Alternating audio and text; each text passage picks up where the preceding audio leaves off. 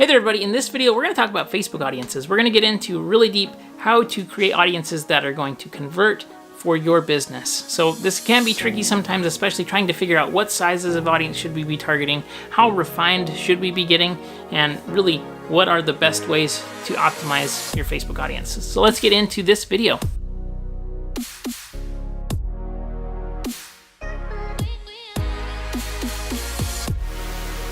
Hey there everybody, my name is Brandon Brashears and I make daily marketing videos here, so if you're looking to grow your business with digital marketing, please consider subscribing to this channel.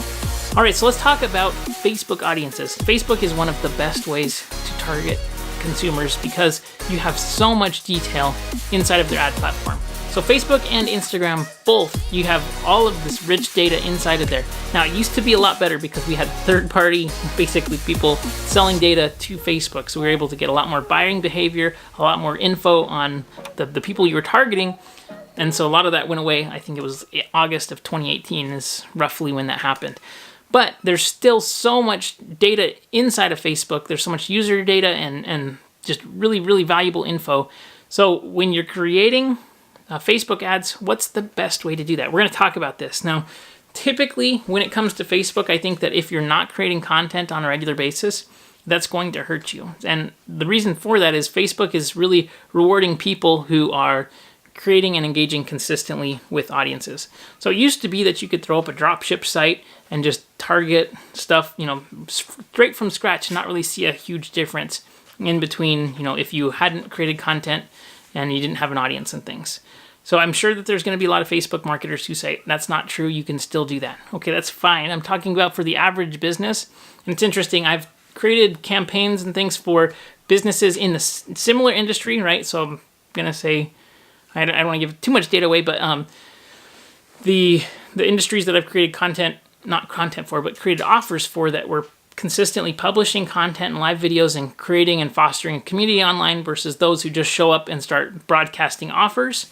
The difference is night and day. So you want to be creating content, you want to be growing a community, you want to engage with people who want to hear from you. That makes total sense, right? You don't want to be doing business. You don't want to buy things from people who you don't know, like, and trust. Content lets you bridge that gap, and it lets you really get people to engage with your brand so they know, like, and trust you a lot quicker.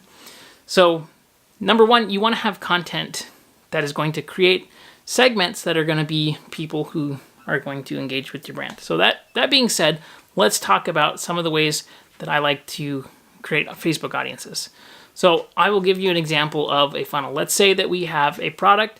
We're targeting veterinarians. We are targeting specifically continuing education courses for these veterinarians, right? And this could be anything, right? I'm just giving you an example here. So we have three different levels of the funnel that we're trying to target. We have our product, which is our end goal. That's the bottom of the funnel. On top of that, we have an evaluation of something we're trying to generate. An email address or an opt-in or somebody to follow our channel, somebody to follow or join our group, right? So that's the middle of the funnel. And on top of the funnel, we have our content that's going out. And we're just trying to get people who are interested in the topic to click and engage. So those three levels of the funnel, I think, is helpful to have content and tools in place for each one of those funnel steps. Now, that being said, at the top of the funnel, and it's going to depend on your business. So I think that there's kind of two different categories of businesses here to talk about. Number one is local businesses, and number two are non-local, like worldwide businesses. I think that those are very different because simply of the targeting, right? If you had a hair salon, you're not going to be interested in targeting people thousands of miles away. You're going to want to target people who are in town that can actually do business with you. So that's number one. We need to be, considering who is your target market, who are people that you should be targeting. And actually, I made a video. If you click the card up here in the corner, I have the 3 questions you should ask before you start running ads. And make sure you have those down. But assuming you do, and you know who you're targeting and where they live and what they're into and what their problems are and what their pain points are and what their challenges are, assuming that you know all that, we're going to create targets. Now, for content awareness, I like to cast as big of a net as possible. So typically I'll use demos in either interest-based demographics as much as possible.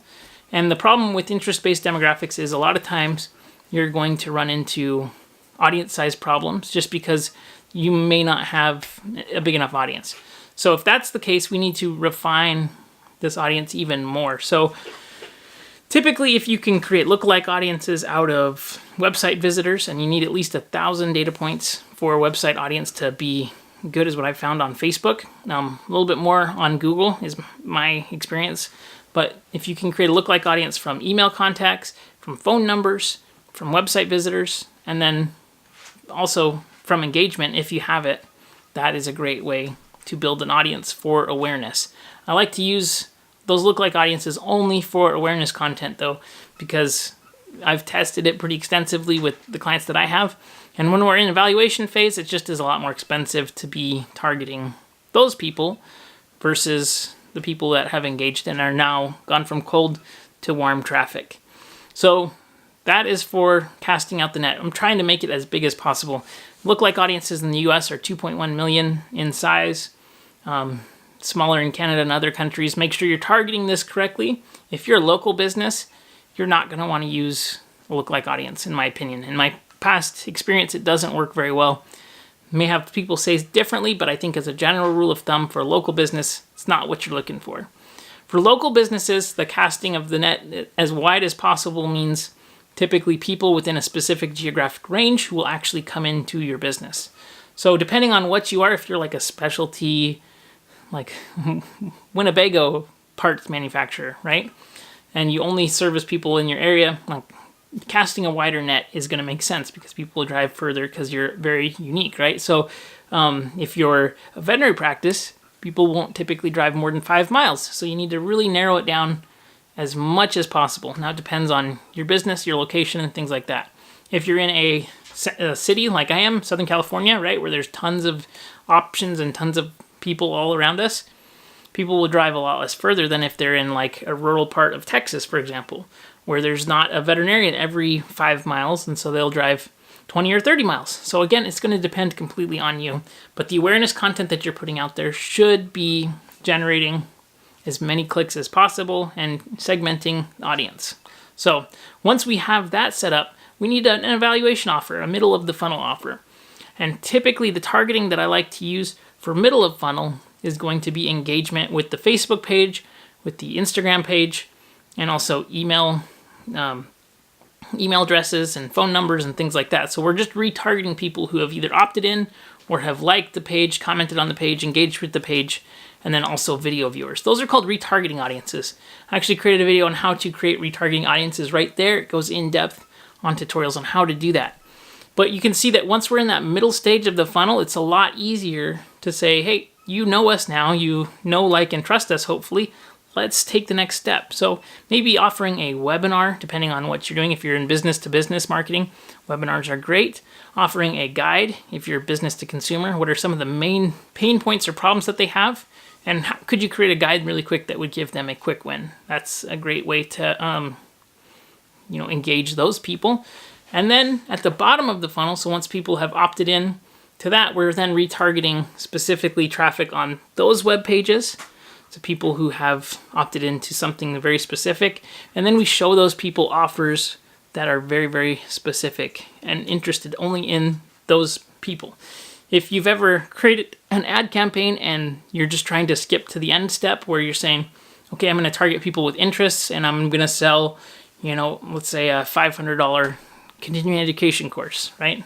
It's probably not going to do very well because on Facebook, people are not actively looking to buy stuff typically, right? If you're going to be targeting only certain types of traffic, and you're going to probably want to go to like Google AdWords or something because there's different levels of the funnel based on where people are specifically searching for, right? So if you have somebody who's spending time on Facebook versus somebody who's typing into Google, okay, I want to get a continuing education course for this topic. Very, very different. And so you're able to sometimes skip steps of the funnel. But specifically for Facebook audiences, which we're talking about here, we like to, again, cast a very wide net, as wide as possible. And I typically like to have at least 200,000 to 300,000 people in that awareness audience. Way more if possible, the more the better. I like to be optimizing for a specific conversion event, a standard conversion event. That lets you let Facebook know, hey, Facebook algorithm, this is the event that we're optimizing for. Then I like to take those retargeting audiences, target middle of the funnel, and then create segmented offers for people who opt into that middle of funnel step. So if this makes sense, be sure to give it a thumbs up. If you have any questions, you need more explanation, please don't hesitate to comment. I hope that you enjoyed this video. If there's anything I can do for you, please let me know by commenting below, and I'll see you on the next video. Have a great day.